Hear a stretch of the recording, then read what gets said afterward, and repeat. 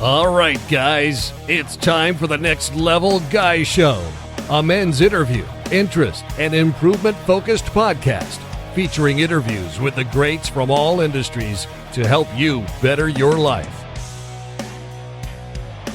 Each week, a new episode features an interview with one of the greats, covering all aspects of their story, from life hacks to tips and protocols that have allowed them to live life on the next level. We then highlight concrete action steps that you can use to improve your life. And now, your host, Ian Dawson Mackay.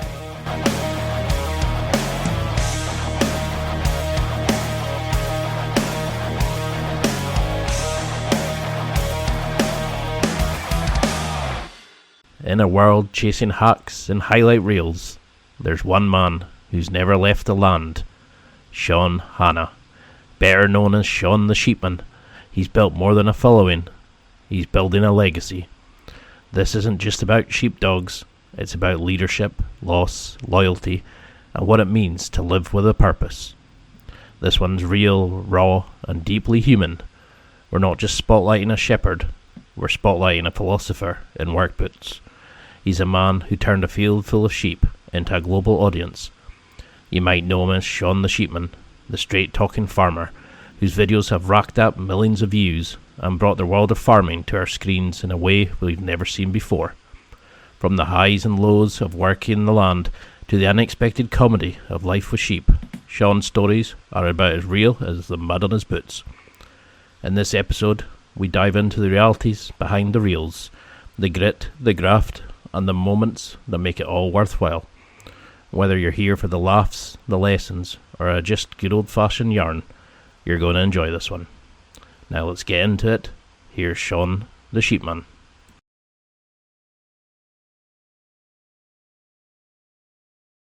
Thank you so much for coming on the show. I've been a fan of yours for ages now. But when you introduce yourself as Sean the Sheepman, how do you describe who you are and what you do? I would just say that I'm a almost everyday, normal sort of guy who's a shepherd, and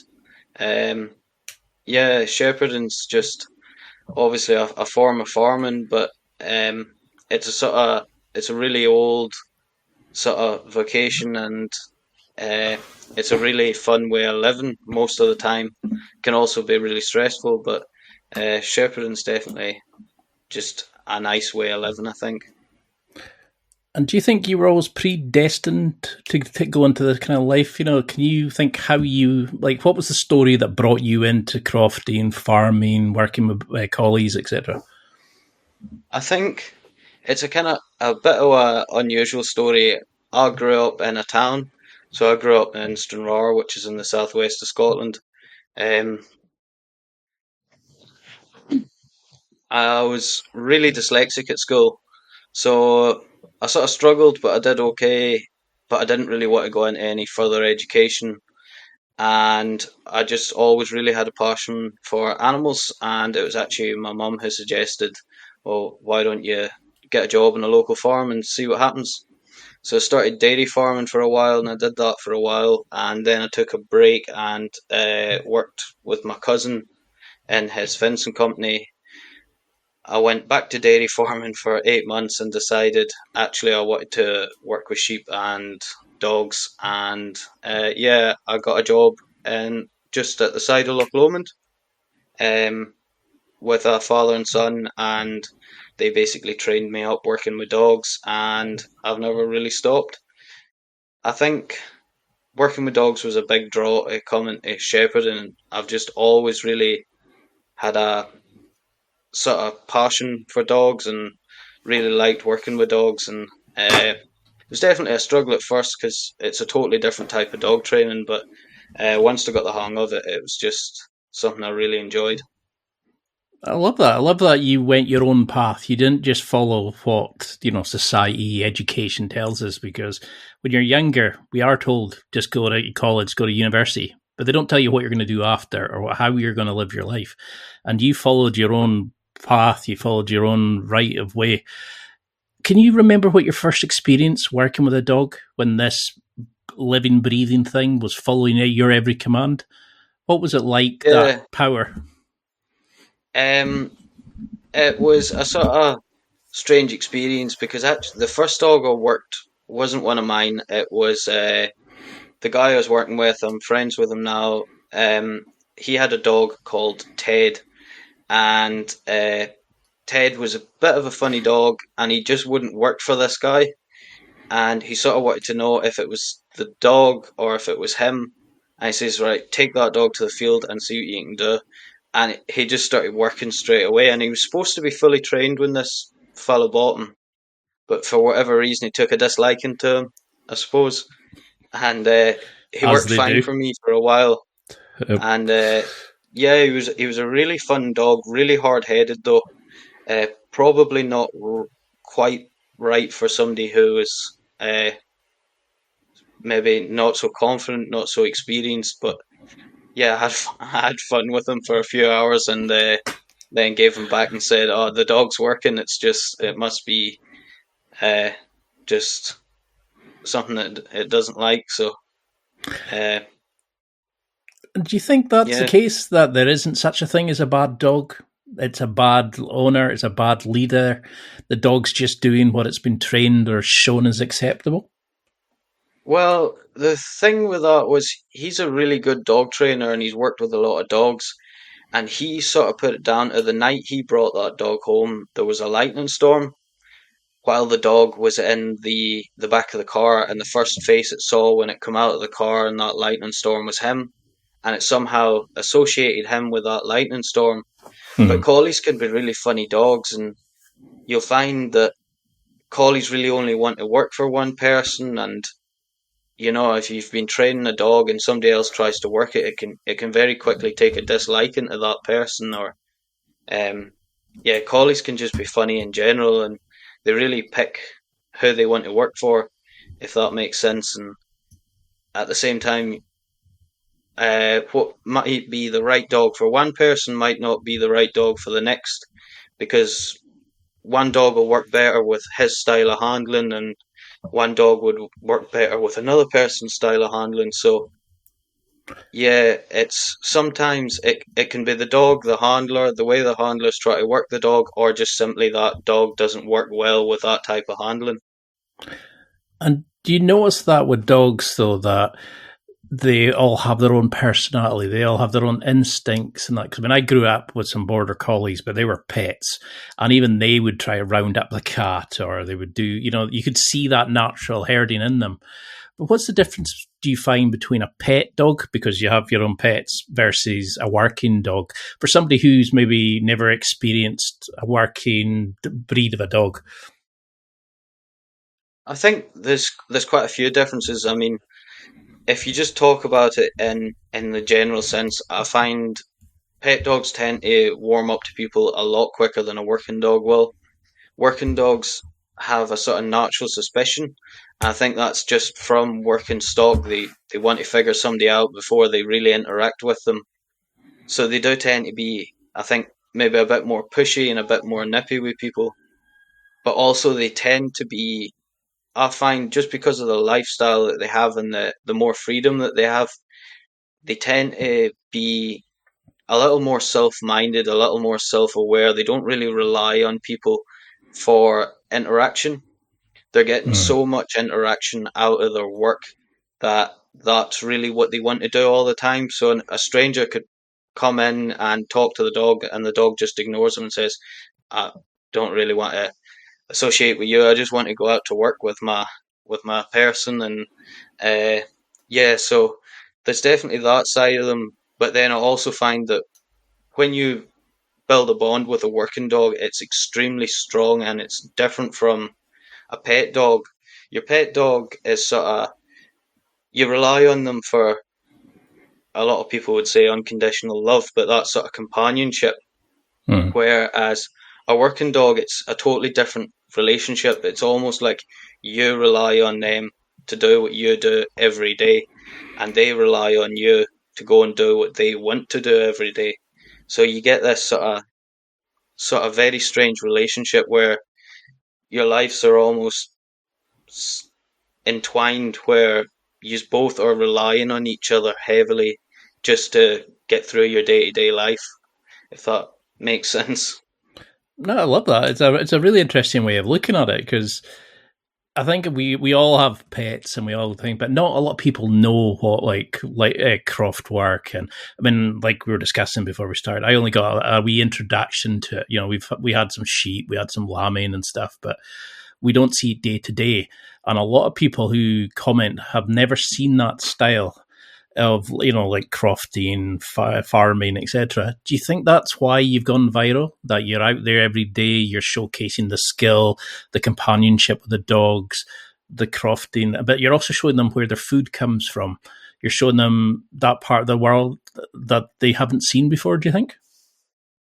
Yeah, I think shepherding's definitely, it was a something that's almost sort of dying out in a way. Um, there's fewer and fewer shepherds, and so little people actually get to see what we do, and especially with the dogs, herd, and sheep. And I find I have a lot of followers that are from America as well, and they just don't see this kind of stuff at all. And even people here in the UK, where we do have a good number of sheep, especially inner city people, have never seen a dog herd sheep before, and I think it's just a unique thing that sort of draws people in, and a lot of people like dogs, which obviously helps. But yeah, they don't see dogs in the way that I see them every day, and see them in such a critical role, and I think that definitely draws people in, and so does the sort of oddities of having a working relationship with a dog rather than the standard sort of pet relationship that everybody sort of knows so well. So you were saying, you know, you were working hard on the craft every day because it can be backbreaking in the pouring rain, the pissing wind, as we like to say. You have, you know, you've got the family, you've got the kids, and you know you're doing all this amazing stuff, and then you decided, I'm the fed up of just working hundreds of sheep. I'm now going to bring a camera out there as well. What on earth drove you to start a channel in the middle of all this?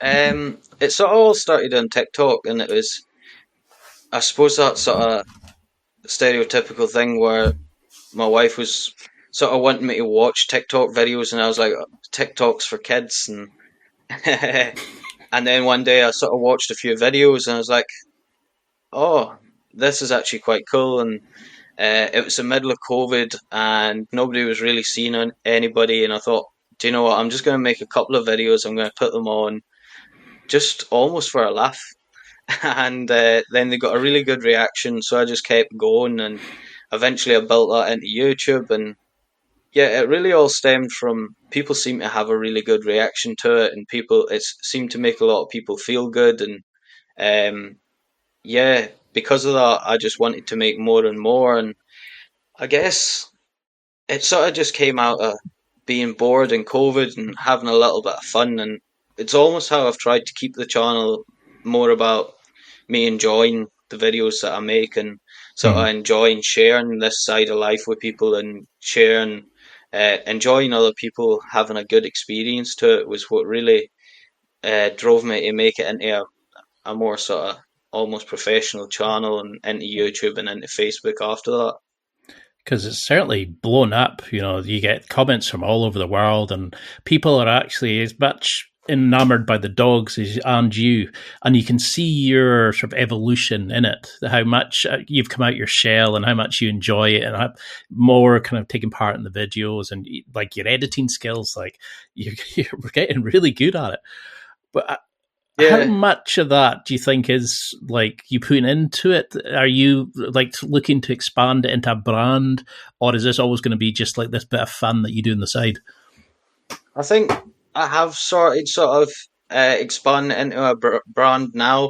Um, Especially with the YouTube, I'm trying really hard with the YouTube right now. I've sort of been focusing on it. Um, Part of it still is just enjoying what I'm making, because I think that's fans sort of see that, and if you're not enjoying what you're doing, they're going to see that, and it's not going to be as popular. But yeah, I think I am trying to expand it into a brand. I work for somebody here, so um, sometimes I am a little bit limited on what I can do. But uh, yeah, definitely taking it forward. I'd like to start my own farming business one day and bring people through that experience. And with the editing and stuff, I'd say a lot of it's just practice. I mean, if you start doing this and you're doing it all the time, you get better and better. I mean, sometimes when I first started, sometimes just making a simple 1 minute TikTok, I would have like 30 or 40 goes at it, and I'd be nervous doing it, and I'd stutter in videos. And the more I got in front of the camera, and the more I got used to it, and the more I got practiced with editing, just the better everything got sort of naturally. So, um, yeah, I guess I probably will try and make it more and more into a sort of niche brand, but at the same time, I think just having fun with it is also a key part of uh, other people enjoying it, but also me enjoying what I'm doing as well. No, it's some great points because, I mean, that's the thing I think people forget is they expect to be good quickly. And a lot of times it takes your first couple hundred videos before you even get close to a decent video. I mean, I've done over 200 of these and I still panic before every interview. I still think, I said that was stupid, shouldn't have done that. And fear's always going to be there. You just have to name it and get on with it. And I think that comes perfectly down to like the dogs as well. They sense fear, so they try to take over if they think you're not leading the pack, if you don't know what you're doing. What has it taught you about leadership, being in charge of the dogs, especially when you got 3 of them in the go and hundreds of sheep, when you need to take control? What have you learned about you as a leader at that point? I think when I first started shepherding, working with dogs, my biggest problem was a lack of confidence in myself, and that really makes it hard to control a dog in a working sense because it's not like a dog on a lead where if something goes wrong you can just hold on. Um, so confidence is probably one of the biggest things that I sort of say to people who are asking for advice. You've got to say something like you already know it's going to happen. Whereas a lot of people, they give the dog a command like it's a question. So yeah, for me, confidence was the biggest thing I struggled with. And my first dog, Haig, he was a really headstrong male dog who was 2 when I bought him. And yeah, if you wavered at all, he would just start doing his own thing. Like if he thought that you weren't meaning what you were saying, he would just start doing his own thing, and he'd be super hard to control. And I found just as I more and more work and did more and more stuff with him, and I started to be able to control him a bit better, my confidence would grow, and then my control over him would grow, and yeah, it would just go like that, and to the point where I've got the 3 dogs I've got there now.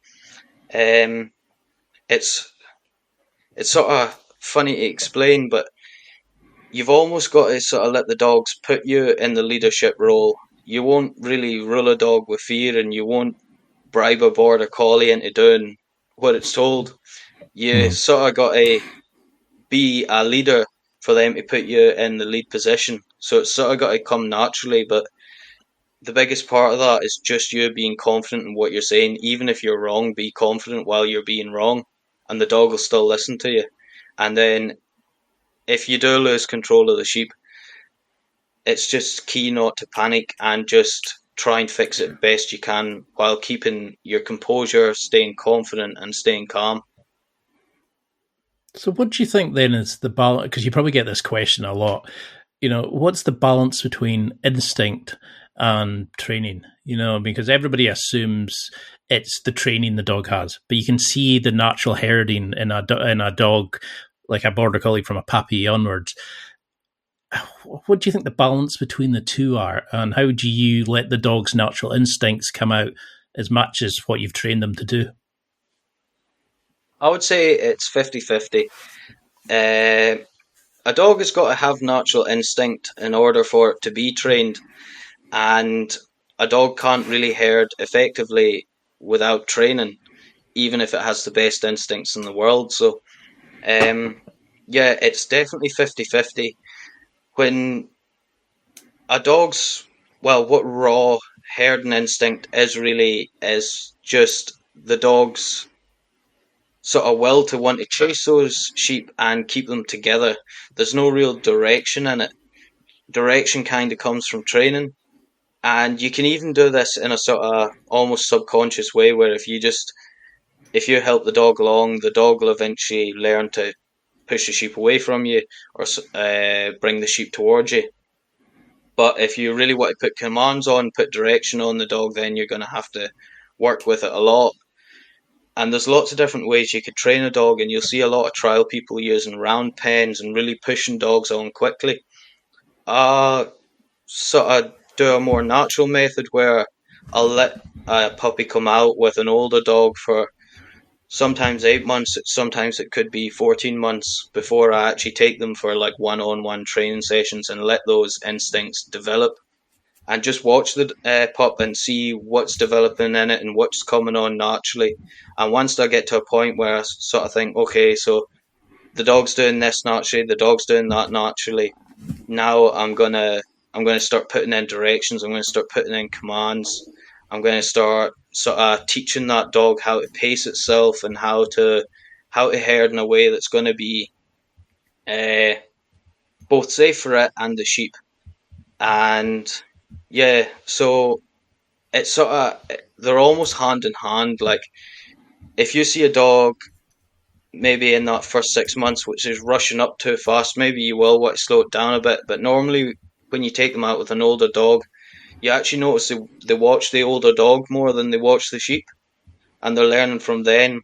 But then that'll draw out that instincts, and it'll draw out a lot of those natural things that are there. But then actually putting commands in, they'll only learn that really from one-on-one lessons and basically very repetitive styles of training where you're building up an association with a word and what that dog naturally wants to do. Can you go into a little bit about how you train the dogs? Because I mean, a lot of people listening probably will have pet dogs, but they could get a lot from the kind of skill, the obedience, the command structure, that our working dogs are taught. How do you bring that out of them, but to do it in a way that you want it done productively? I think when I start off with a puppy, the most important thing for me is that I've got control of the puppy before I sort of take it out to sheep. So I start off with just your average everyday obedience training, sit, lie down, and then a recall. And I'll do that from when you get the puppy or when the puppy's 8 weeks old. I'll every day, just a couple of minutes, do some lie down and then recall, because those really are your two most important commands. Because lie down is stop, your recall is come back to me. Once you've got them two, everything else will fall into place. So I'll start off with just simple obedience training, just like anybody else would with treats. Teach the dog to lie down, teach the dog to come back. And then once they've got that, probably about 14 weeks, I'll just start taking the dog out and I'll get it used to livestock. So I'll sit it on the quad with me, maybe for about 10 minutes a day, the end of my morning rounds or something. Take it out to see sheep, make sure it's getting used to everything on the farm. And then slowly I'll just start putting that dog on the ground for maybe 30 seconds the first day and a minute a couple of weeks later, and build it up to when that dog is sort of basically just shadowing the other older dogs.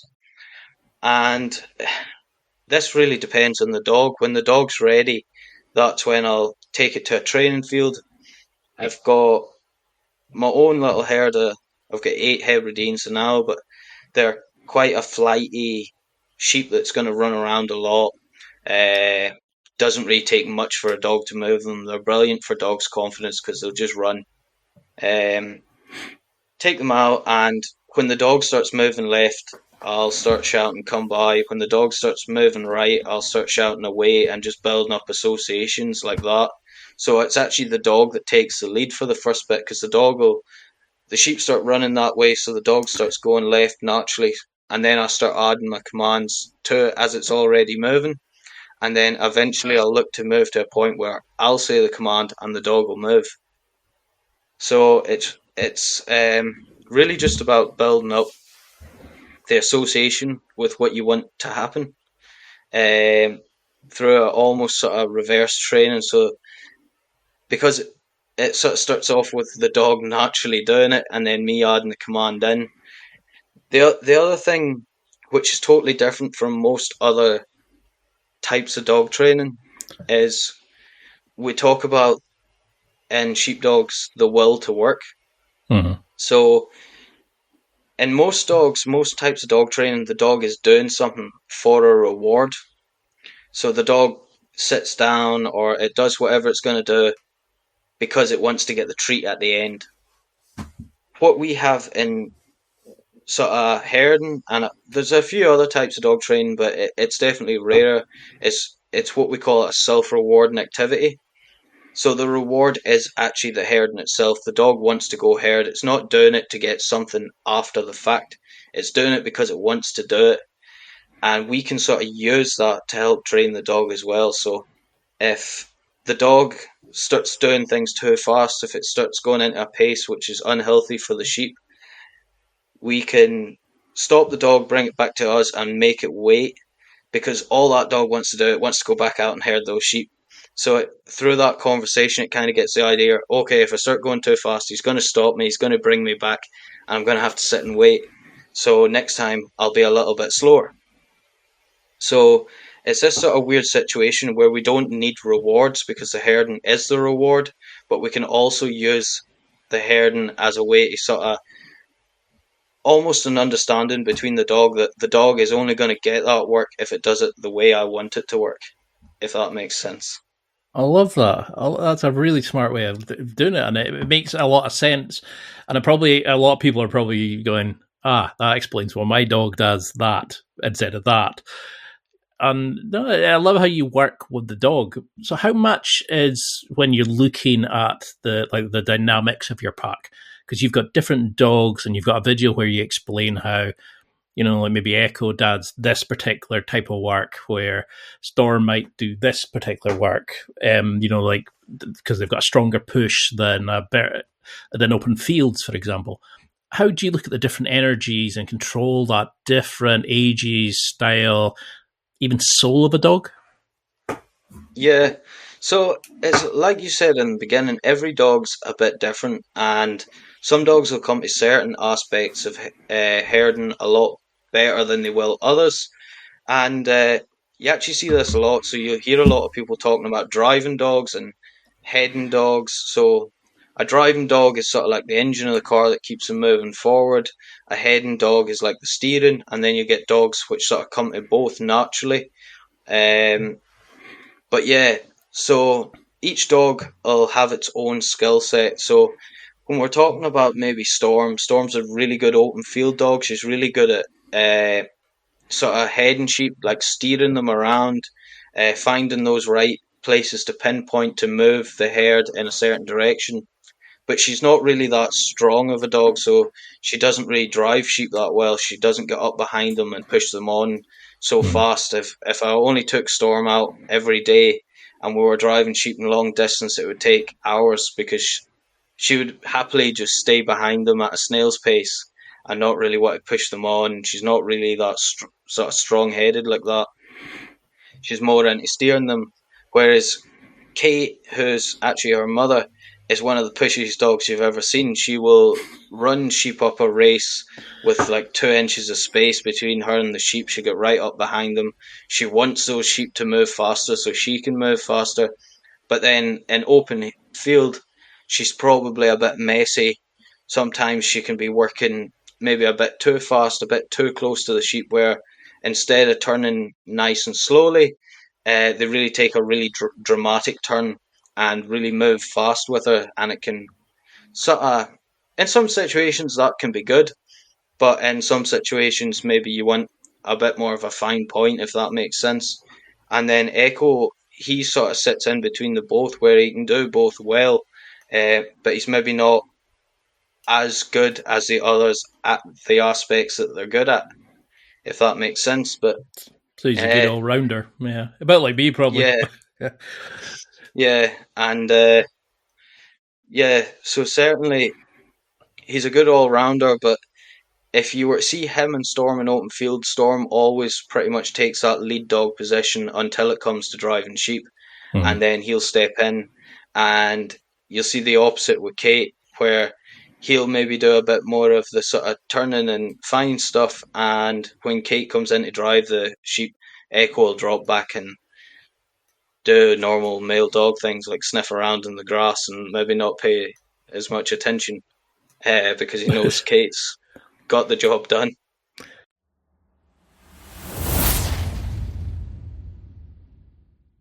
It's time for a quick break. There are millions of potential products to buy, so how do you know which ones are worth your hard-earned money? Simple. You go to nextlevelguy.com/affiliates and explore those that will transform and improve your life.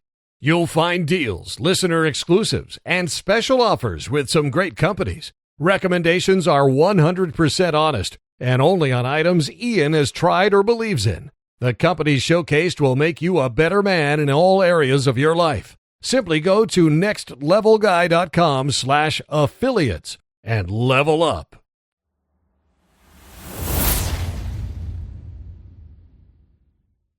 I love that because there's videos of you actually explaining that and showcasing the different styles. And even when they're on the back of the quad, you can see the different personalities coming out of them. How, can you ever change the dog? Is it, can you make them drive a bit harder? Can you make them want to go a bit slower? Or is it really you just have to balance the dog for the task? You can to a degree. It sort of depends on what the issue is. So if it's a confidence issue, you can get past that with like maybe training with some lighter sheep that are going to move a lot easier and bring the dog's confidence up. But a lot of the time, it's just something that's in the dog.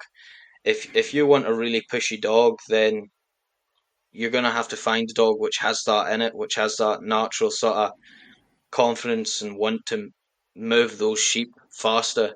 Um, so it can kind of be a bit of both.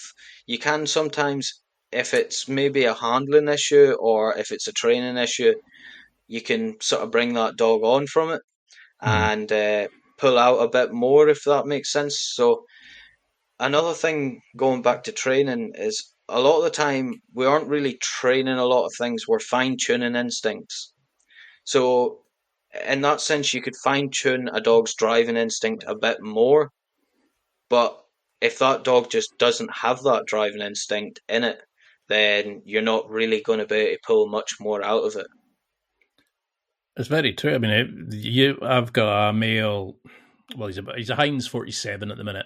We have no idea what kind of breed he is because he was a stray. His mum was a stray from Bulgaria, so he's got a bit of collie, a bit of this, a bit of that. We have no idea. It seems to be just a very weird mix. And if he doesn't want to do something, forget about it. And I love how you understand your dogs. You seem to just know them and bond with them so that you both get what you want from it. Is that the biggest assumption that people have, is that you make the dogs work, whereas they're actually born and bred and they love it, they crave it? I think that probably is the biggest misconception in around working dogs, is that they're made to work. These dogs really want to work. They love work. The hardest thing about them is actually try to stop them from being in work mode all the time. But yeah, a lot of people have this idea that we make them work, that we somehow condition them to work. And the biggest thing I tell people is there's no point in training a dog that doesn't want to work, because it's never going to be as good as a dog which loves work. So, in my opinion, working dogs, they need that will to work in order to be trained. There's no point in training a dog that doesn't want to be there, because it's never going to work at the same level as a dog which does, and you're just going to have training problems after training problems because that dog's not really going to be interested.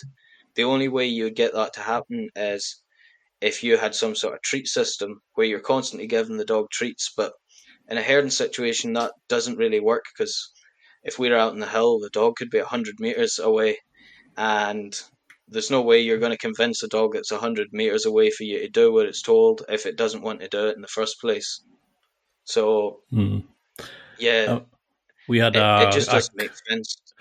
we had a young collie that we kind of did a wee bit of working with her at the same time. Like, she was more of a pet, and we had some sheep, so we kind of moved her, and we taught her walk on. So she would go forward a few steps, and we go, "Oh, well done," like congratulate. And she got to a point where she would go literally 10 steps and then look back for her praise to say, "I did it." Yeah, And it was that moment of like, shite, we've taught her that association. And I think that's the thing is, you've got that great video with Kate where she's literally shaking. She's desperate to go. She's running up the road, and she runs back to you to say, "Come on!" I want and you can see the love of work that she has. And it gets so irritating when people say, "Oh, it's disgusting that you take them out in the cold and that." They would spend days and walk the ends of the earth with you. But how do you keep them mentally and physically stimulated when they're not getting the work, or there isn't that work to do? It's difficult. So, like you pointed out, Kate running up the road, that can also become a problem sometimes, because sometimes, say I'll walk out the front of the house to get something, I'll turn around, Kate will be up the road at the farm waiting. I think, how did you get up there? But yeah, definitely, there's not a lot you can do when you've got a working dog. You have to take them to work, but certainly, if you're looking for other ways to sort of stimulate that, there are other ways you can do it, but it requires a lot of effort, and you're gonna be doing a lot of exercise, unfortunately.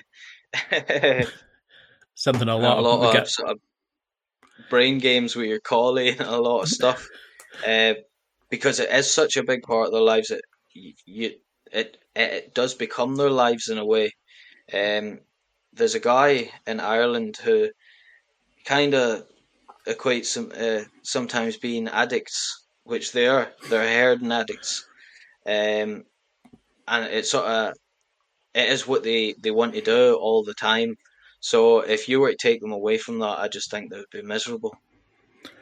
So how do you build that bond with your dog? Because you're with an animal that has deep feelings. You can see that they're constantly looking to you, try to understand your body language, what you're saying, looking, trying to please you the best they can. But you're also, it's like a friendship with an animal that can't respond to you by like verbally.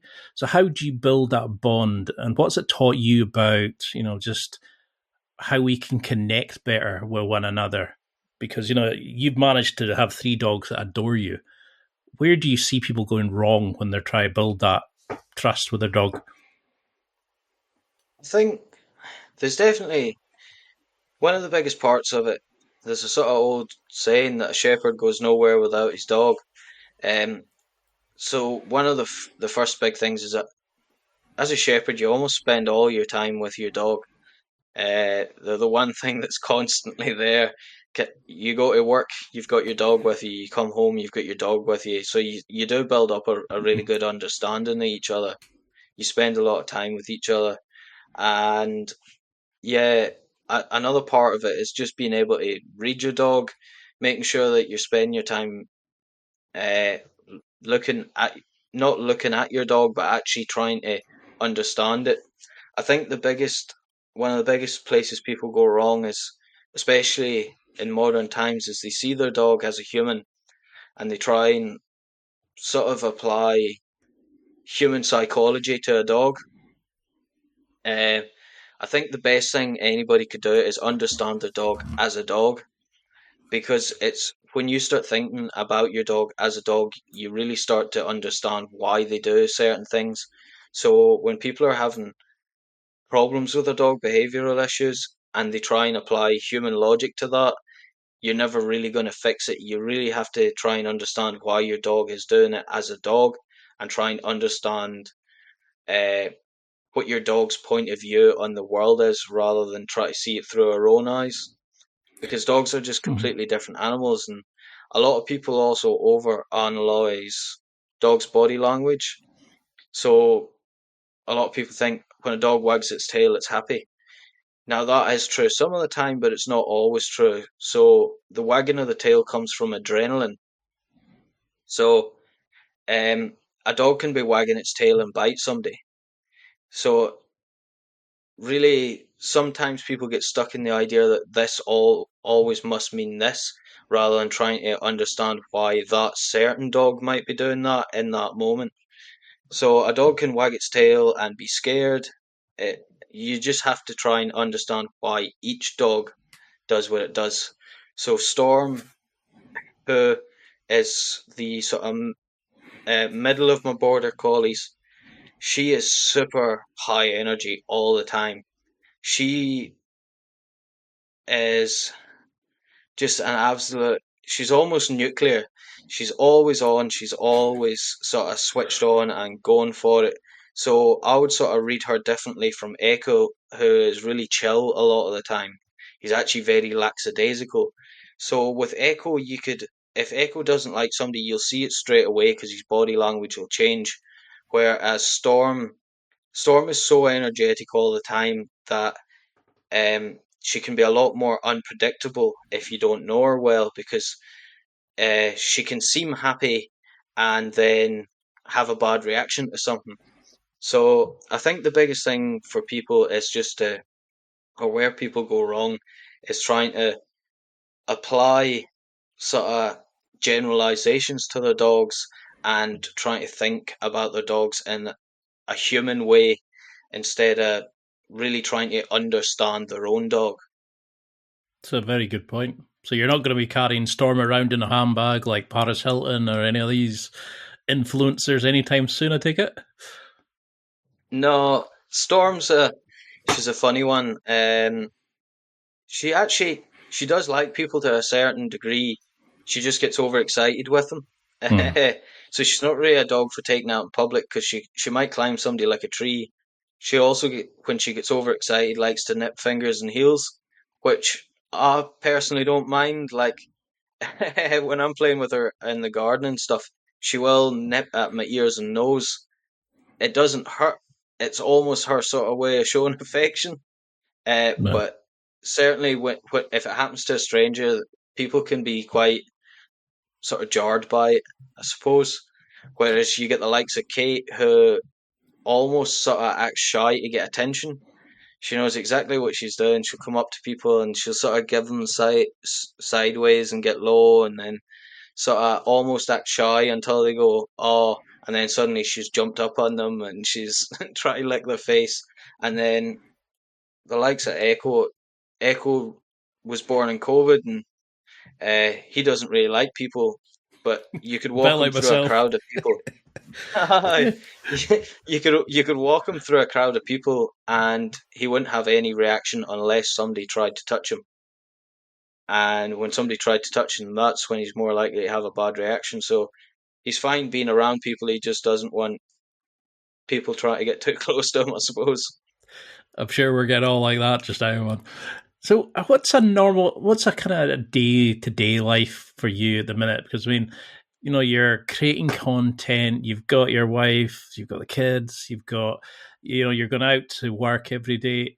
What's a standard day for you? Like, and do you have like habits that work for you, like to keep it all going, just to keep you smiling and just enjoying life like you seem to be doing?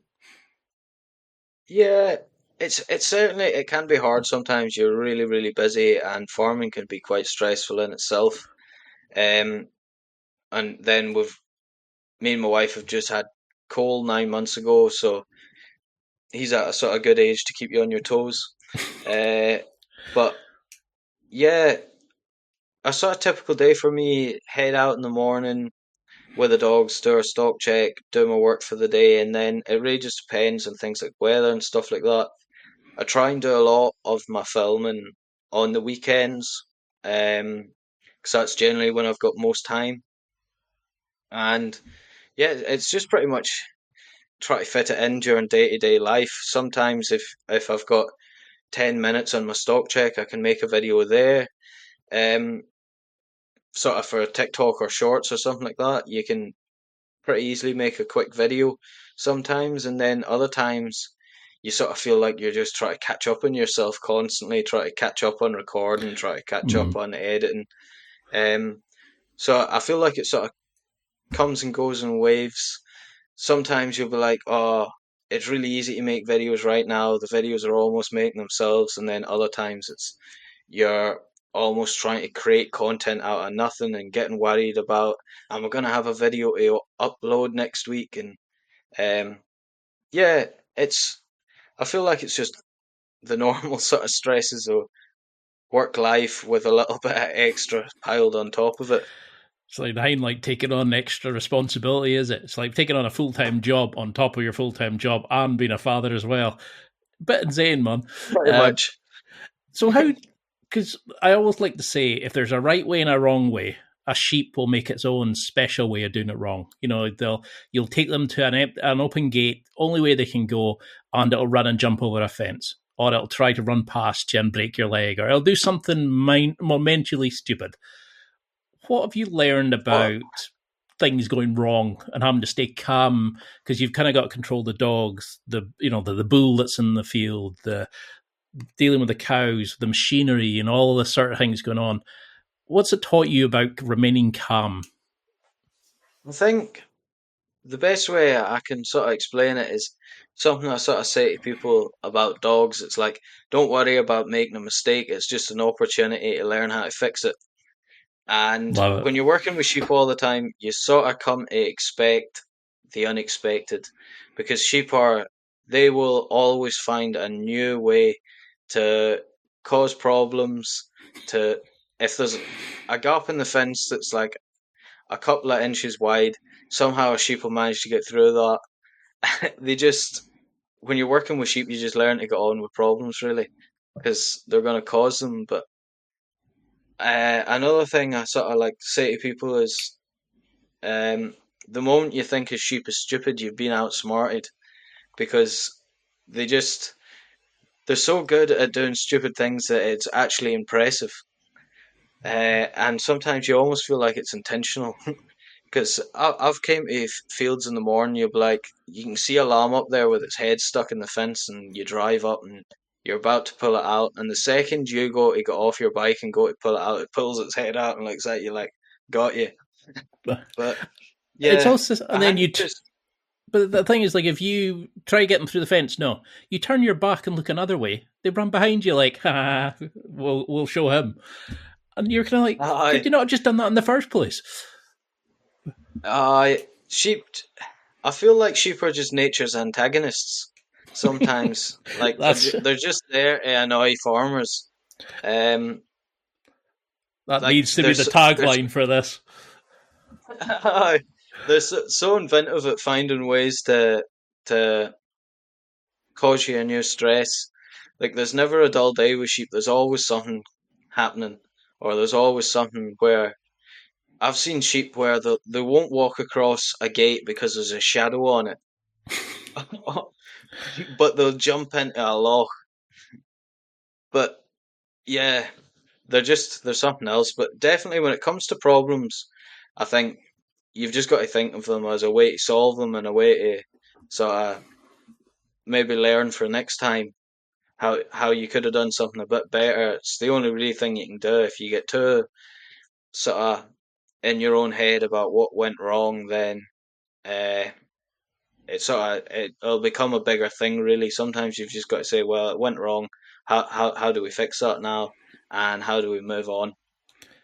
Because you probably kind of answered the next question I had, was like, because you've worked through storms, blizzards, grief, injuries, some of the hardships of going out on a quad bike when you can barely feel your fingers anymore, and you've still got to do another couple of fields worth of work. Have you got like a mental reset? Is that what you think about? We just need to fix the thing and just get it done, and then I'll look back and try figure out how to do it better next time, like you mentioned? Or do you have a mantra that you say in your head? Like my mum used to always say, she plays the circus song, and just says, "Not my, Right. not my clowns, not my circus," and she just forgets about it and moves on. Do you have something similar? Um, yeah, I suppose sometimes I've got that sort of it is what it is attitude. I think um, sometimes you've just got to accept that things go wrong and you've got to get on with it. You've got to sometimes just say to yourself, right, well, that didn't work. What are we going to try next? And, or like you say, sometimes you can be out in a storm and just thinking, God, what am I doing here? um, Mm. and you've just got to find a way to sort of build the motivation just to get on, get through it, get the work done, make sure the stock's okay, and um, go back and think, well, we could have planned this better, or we could have did this a bit better. And yeah, definitely, I feel like sometimes in farming you've got to have a bit of a is what it is sort of attitude and just get on with it. I love that. And do you think that kind of drives your own instinct to want to do this? That the bond with the dogs, but you love it as much. Does the land, does working in the nature or the animals, does that open a part of you up that nothing else does? Do you think more men should be volunteering on farming to learn not just about hard work, but by learning from working with animals, working in nature? Yeah, I feel I've always had like a big sort of affinity for animals and nature.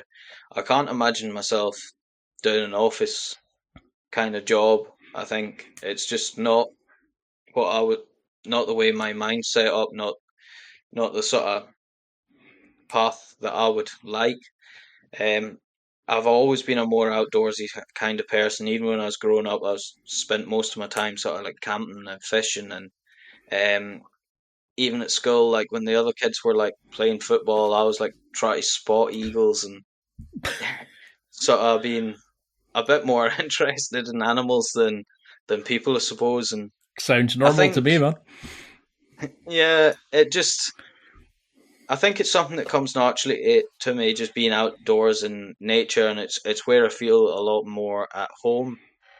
And I feel like maybe not everybody should be working on a farm, but I definitely think a lot more people could do with just getting out into nature and um, sort of understanding the natural world a bit better, and um, in a way, sort of maybe understanding what farming actually is and not what the media portrays as much, and understanding where your food comes from and how Mm. this circle of life works and just how nature works in general.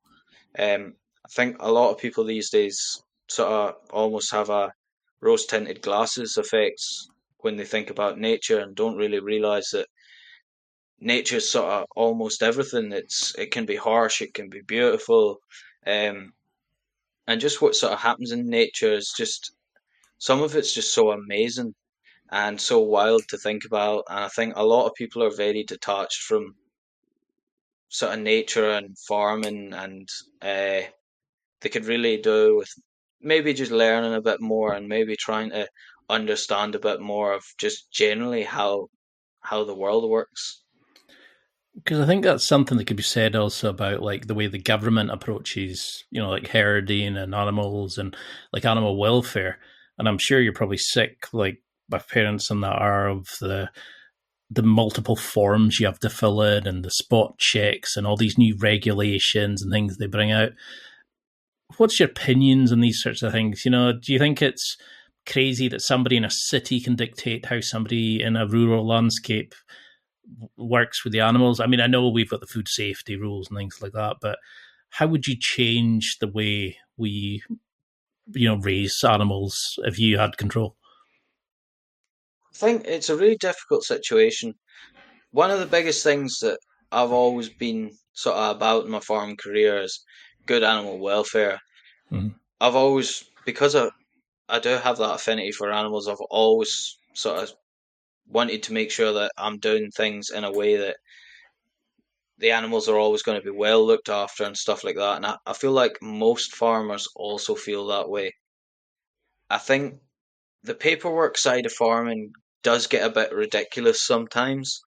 and the sort of control that the government has on farming these days. But I think the biggest issue is government sort of blanket policies. So because this works here, they want to roll it out over, say, the whole UK. When actually every farm's different. A farm 10 miles down the road from me will be completely different from this farm. It'll have different types of soil, different types of land.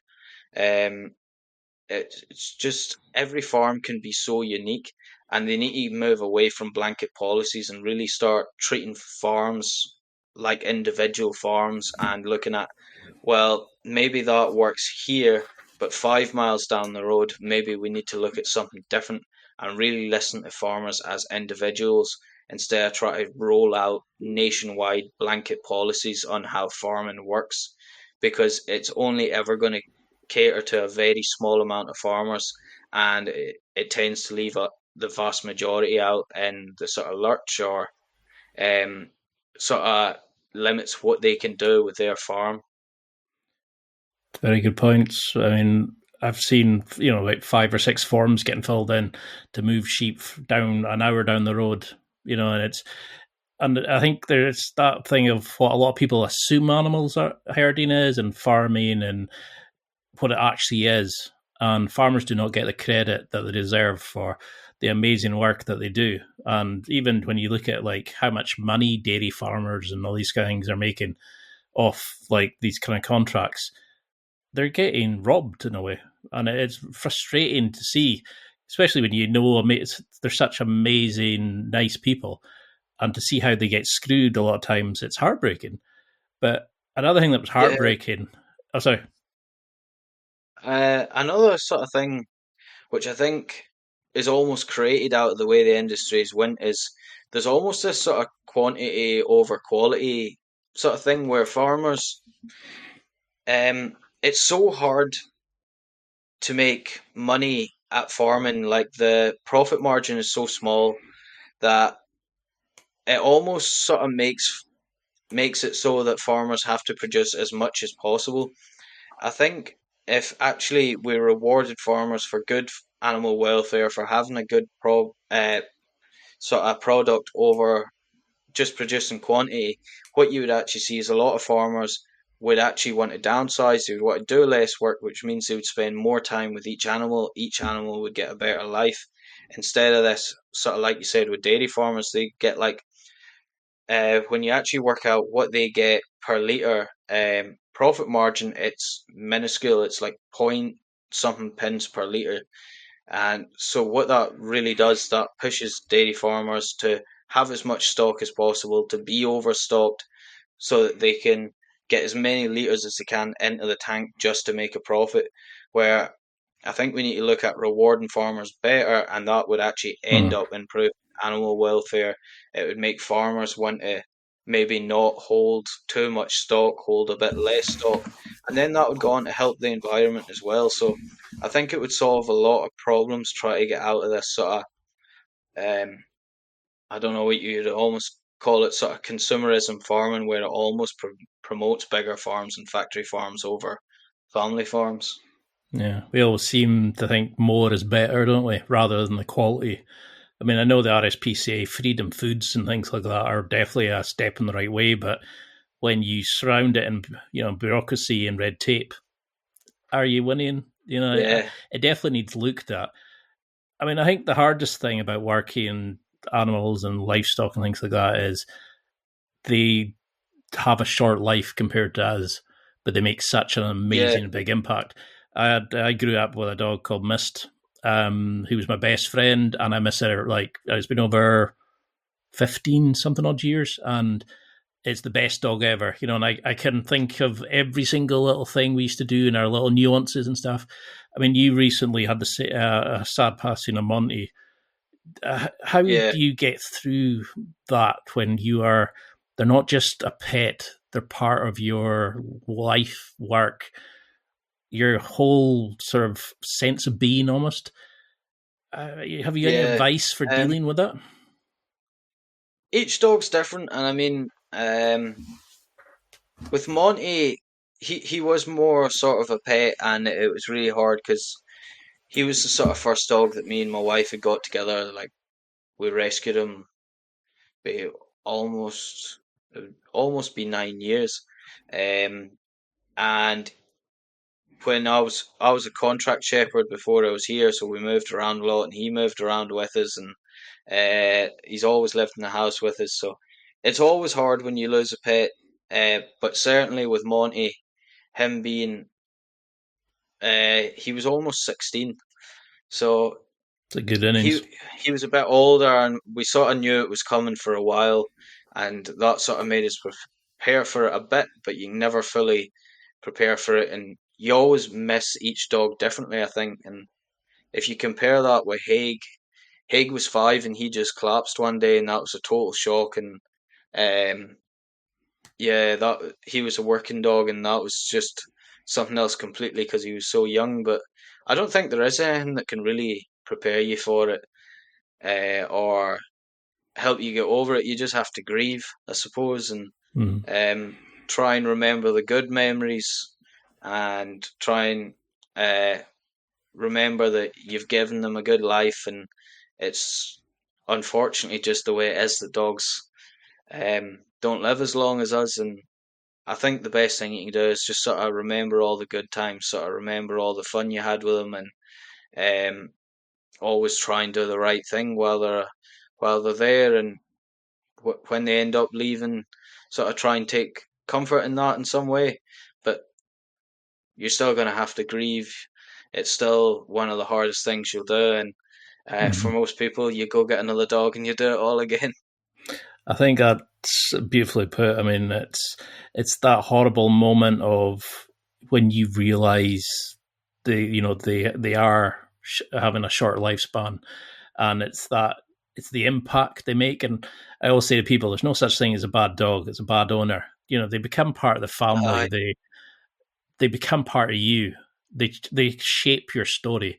There's that story about the parents that are trying to explain a death of a dog to their little kid, and about them dying young. And she said, "Oh, I know why they die young. It's because they give love so freely and fully that they do. They give it all that they need to, so they can leave earlier."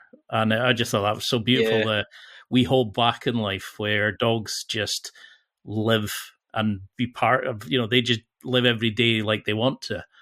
And I think if yeah. we all did more like a dog. So what has this all taught you? The whole content, the brand, the farming. How do you think you've changed by working with animals? Because you said before, you weren't as confident at school, but now you're very articulate, you're very happy, you're outgoing. You see your personality in your videos. You're now a Um, father. How's it changed you? I think in a way, it's kind of just teaches you just to be yourself. You're always going to be happiest being yourself, I think, and doing what you want to do. I think working with animals, you sort of almost, when you've been working with them long enough, you learn to sort of be honest with them and yourself, Mm. because at the end of the day, animals aren't going to judge you. My dogs aren't going to make fun of me for making silly videos in front of them. So yeah, I guess they sort of teach you that it's okay to be just yourself, and maybe be a bit silly sometimes, and not really worry as much what the everybody else is going to think. And I think once you sort of learn to do that, a lot of people actually respond well to it. And working with animals, you definitely learn to have a sort of compassion for them, but you also sort of learn to take a lot of things on the chin. You sort of learn just to get on with things, that not everything's going to go your way, so you might as well just get on with it and make the best of what you got. I love it. I mean, how often do you think about your legacy and what you want to leave as a man, as a father, as a husband? What would you say to the wee man if they came along and said, "Dad, I want to be taking over. I want to take the next generation of Storm, Echo, and Kate out." What would you want them to remember, or learn from being a crofter, etc.? I think the most important thing would be to make sure that they're doing it because they actually wanted to do it and not just because I did it. I think when it comes to definitely farming and stuff like that, it's something that you're always going to be better at it if you've actually got a passion for it. I think the biggest thing that I'd like Colt to just sort of know is just to be himself, do what he wants to do in life. With me not coming from a farming background, I sort of think I sort of forged my own way in life, and that's probably the reason why I do feel as happy in myself as I do now is because I've went and did what I wanted to do, and that's definitely the message I would want to pass down to him is don't worry about what other people think. You just do what feels right to you and what you want to do and what you feel your calling in life is, and you'll be fine. I love that. I love that you can put that kind of message out, because we always think of crofters as these like rugged, like guy who sits in the corner, barely speaks unless he's got his dog. You know, but you can be emotional in your videos. You can be funny. You can be outgoing. You can be serious in your videos. You can explain, you know, like quite like emotional or advanced topics and explain to somebody Yeah, how to train dogs. And I think that's the beauty of your channel, is you're like the mate in the pub. You would sit and talk to everybody, saying me on and off the camera, which I can attest to just now. What does success mean to you? You know, what is your end goal for this? What would you want people to remember you by? um, I suppose I would just want people to have sort of maybe a closer relationship with farming, maybe a better understand what actual farming is and not just what's portrayed in the media, and sort of realize that most of us farmers are just normal people like everybody else who just want to do what we like to do and get on with things, and that we're not all, well, these terrible people who want to exploit things, but actually Mm. most farmers are actually just nice everyday people who actually genuinely care about their animals. Yeah, and some of the best And people around. And I think yeah, that, I mean, you're a prime example of somebody who showcases the best part of farming. You know, you showcase somebody that works well with dogs, that is a leader, but doesn't shout and doesn't hit the dogs, and is actually gives them the best life they have. And you showcase the amazing side of that life to your audience. You should be super proud of the work that you do. You know, to be doing that and raising a family and try a herd and try a harvest, you know, it's just phenomenal. I get tired just thinking about it nowadays.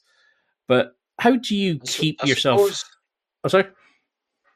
I suppose another thing that I would sort of want to showcase to people is almost to show other farmers that it's okay to engage with people. I think especially with farming, be less and less young people being in farming, there's definitely this sort of uh, stigma in farming where a lot of the older generation sort of don't want to engage with the general public. They feel like there's this divide, Mm. and I would like to show people that it is okay to sort of bridge that divide and try and let the general public in, and that they're not going to react badly if you do sort of let them in. It's very true. It's right, encourage like letting down the divide between them. You know, it's showcasing people that is an amazing thing, but it's better to understand where food comes from and to see how the other side works as much as city dwelling, because rural life, it's the only time I probably feel the true happiness out in the croft. Maybe Yeah. not the time I was hungover having to watch a sheep lambing a hill when it's pouring rain. Those kind of days Yeah. I can forget about.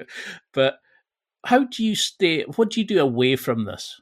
Like when you're trying to just be Um, Sean, do you have hobbies outside of this? Do you have time for hobbies? yeah, I like fishing. I used to play rugby. I don't really do it anymore, but I do still watch it. So, Hmm. um, yeah, I like to go fishing, and that's a pretty good way to relax. It's quiet. There's generally nothing to do but sit there, which is quite a nice change of pace. Have and your waiting own something time. happening. You're, you're not dealing with an Fit the, erratic sheep or a cow or whatever. aye, just stand at the side of the loch and enjoy the peace. Really. And what's your funniest moments with can you think of something where you've just belly laughed, where it's been something so stupid or so bizarre that it's almost like you had to be there moment? I suppose some of the bloopers that had never made it in, and some of the times that I've misspoke, or um, there's one time I can remember. This was quite a while ago, but I was making a video and Storm farted in the background of it, and you could hear it in the editing, and I can just remember just absolutely ending myself, just rolling around on the floor listening to the fart noise over and over in That my is headphones. that is impressive. If it's that loud, you can hear it. See, that's the kind of video I think I would love to see as well. All these like the little things, because we see a lot of the good stuff, but I think also sometimes people want to see the time the dog ran the wrong way or went like did something that sounds stupid, because we want. I think people bond with the dog so much because they see you through the channel, and I love that you've got that they become their own little heroes of the story as well. But Yeah. I feel like I could talk to you for hours yet, but I know we're over our limit. So, what do you No, want? you're all right. What's the best thing then that you find from this? Like, what's the future for Sean, the sheepman? Are you going to look to take this further? Are you going to be like doing tours? Are you going to be taking people on? Are you going to be coaching? What's the next step in this global franchise you're building? I suppose I'm not really sure. Part of it's just to keep going, keep showcasing dogs and things like that. Like I say, I think if you're driven to do something, you generally want to do it for yourself one day. So maybe start my own farm and do tours and things like that, and actually introduce people to animals in person rather than just through a screen one day. Mm. And yeah, sort of just try it out for myself at some point, being fully in control and the man in charge, I suppose. I think you're ready to that, and I think you're well on your way to doing that. So, what would you want people to remember or to take from this as a sort of a summary or a follow up? Maybe a mission to do or a thought to remember from this. Maybe just to get out there into nature and try and learn a bit more about the countryside, learn a bit more about nature, and learn a bit more about animals and their own dogs. Try and connect yourself with your own dog and understand it a little bit better. And how can we follow along on this journey? Because I think you're just getting started and you're going to go major places. We want to follow along the journey of the dogs as well. But for those who want to find out more about you, to connect with you, etc., even just to buy the dogs some treats and stuff, how can they get in touch or how can they follow along the journey? So, we do a lot of content just on mainly YouTube now. We do a lot of longer form videos.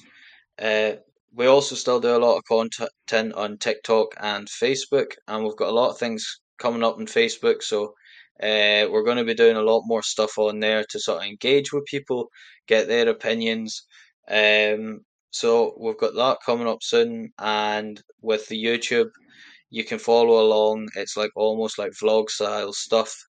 And if people want to get in contact, they generally just get in contact with us on Instagram or through our email.